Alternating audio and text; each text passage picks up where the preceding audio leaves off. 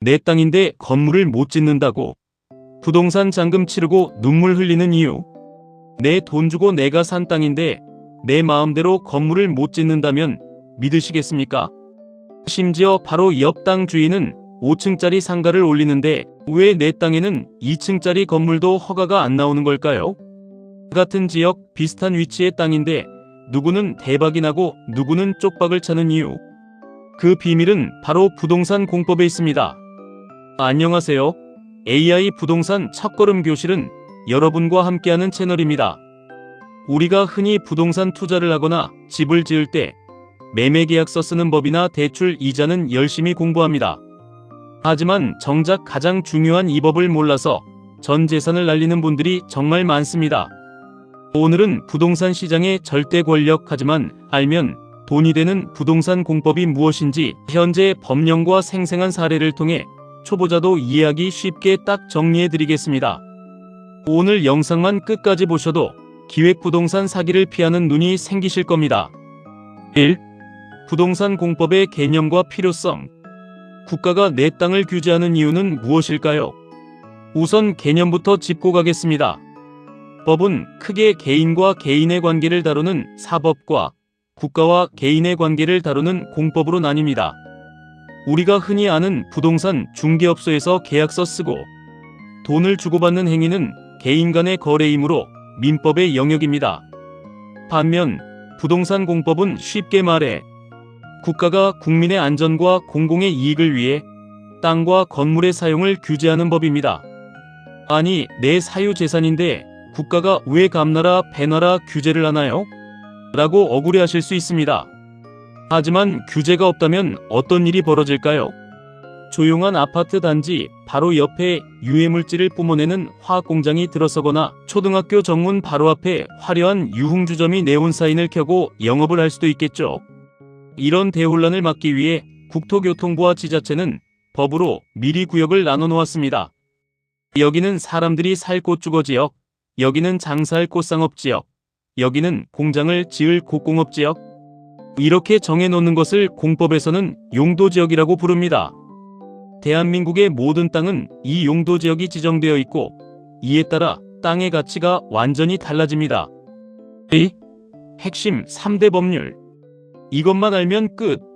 부동산 공법 3대장.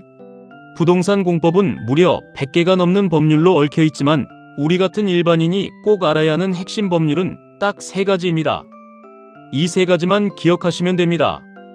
첫째, 국토의 계획 및 이용에 관한 법률. 국토계획법 대한민국 공법의 뿌리가 되는 법입니다. 전국의 모든 토지를 어떻게 나누고 사용할지 큰 그림을 그리는 법으로 앞서 말씀드린 용도지역이 바로 이 법에서 나옵니다. 즉, 어디에 지을 수 있는가를 정합니다. 둘째, 건축법. 땅을 정했으면 건물을 지어야겠죠. 안전한 건물을 짓기 위해 건물의 높이, 면적, 구조, 도로와의 관계 등을 규정합니다. 즉, 어떻게 지을 것인가를 정합니다. 셋째, 주택법. 우리가 가장 관심 많은 아파트나 대규모 주택단지를 건설하고 공급, 분양하는 기준을 다룹니다. 청약제도나 분양가 상한제 같은 뉴스에 나오는 단골 정책들이 바로 이 법에 근거합니다.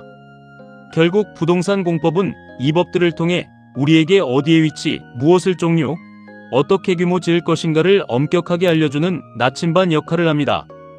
3. 눈물 흘린 실제 사례 분석. 이해를 돕기 위해 주변에서 실제로 정말 자주 일어나는 2가지 사례를 소개해 드리겠습니다. 현재 법령을 기준으로 설명해 드릴 테니 잘 집중해 보세요. 사례 1. 보전 녹지 지역의 덫. 대기업 퇴직 후 조용한 외곽에 예쁜 브런치 카페를 차리는 게 꿈이었던 김 씨가 있었습니다. 경치도 좋고 가격도 저렴한 땅을 발견해 덜컥 계약을 체결했죠. 그런데 막상 구청에 설계도를 들고 가니 건축 허가가 불가능하다는 청천벽력 같은 소리를 들었습니다. 확인해보니 그 땅은 용도지역상 보전녹지지역이었습니다.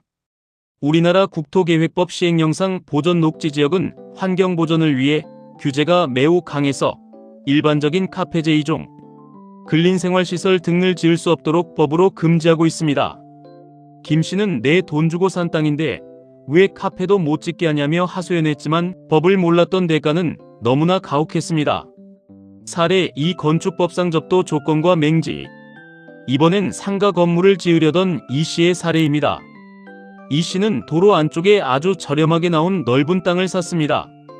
주변에 건물들이 많으니 당연히 본인 땅에도 건물을 지을 수 있을 줄 알았죠. 하지만 건축 허가가 거부되었습니다. 왜였을까요? 바로 건축법 제44조의 접도 의무 때문입니다. 건축법상 건물을 지으려면 그 땅이 반드시 4m 이상의 도로에 2m 이상 접해 있어야 합니다. 만약 화재가 났을 때 소방차가 진입할 수 있어야 하기 때문이죠. 이 씨의 땅처럼 사방이 타인의 땅으로 둘러싸여 도로와 전혀 접하지 않은 땅을 우리는 맹지라고 부릅니다. 맹지는 공법상 건축 허가가 나지 않기 때문에 가치가 매우 떨어집니다. 이 씨는 땅값 아끼려다 건물 자체를 짓지 못하는 애물단지를 안게 된 것입니다. 4. 실전 팁. 계약 전 필수 체크. 토지 이음 활용하기. 그럼 대체 이런 무서운 공법 규제를 일반인이 어떻게 미리 확인하나요? 걱정되시죠? 방법은 아주 간단합니다. 정부에서 운영하는 토지 이음 www. KR이라는 사이트가 있습니다. 여기에 내가 사려는 땅의 주소만 입력하면 토지 이용 계획 확인서를 무료로 열람할 수 있습니다. 이 서류 한 장이면 이 땅의 용도 지역이 무엇인지, 주변에 도로가 붙어 있는지, 어떤 규제를 받고 있는지 법적 사실을 한눈에 볼 수 있습니다. 부동산 계약서에 도장을 찍기 전 반드시 이 토지 이용 계획 확인서를 확인하는 습관만 가지셔도 부동산 투자의 실패 확률을 90% 이상 줄일 수 있습니다. 아는 것이 힘이며 공법이 곧 돈입니다.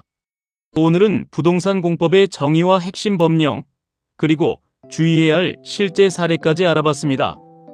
부동산 공법은 우리의 재산권을 일부 제한하는 규제처럼 보이지만 역설적으로 이 규제를 정확히 분석하고 틈새를 찾아내는 것이 부동산 고수가 되는 지름길이자 기회를 잡는 방법입니다. 모르면 손해보고 알면 돈이 되는 것, 그것이 바로 공법입니다. 오늘 영상이 여러분의 AI 부동산 첫걸음 교실에 유익한 정보가 되셨다면 화면 하단의 좋아요와 댓글, 구독 그리고 알림 설정까지 부탁드립니다. 다음 시간에도 더 정확하고 돈이 되는 부동산 정보로 찾아오겠습니다. 감사합니다.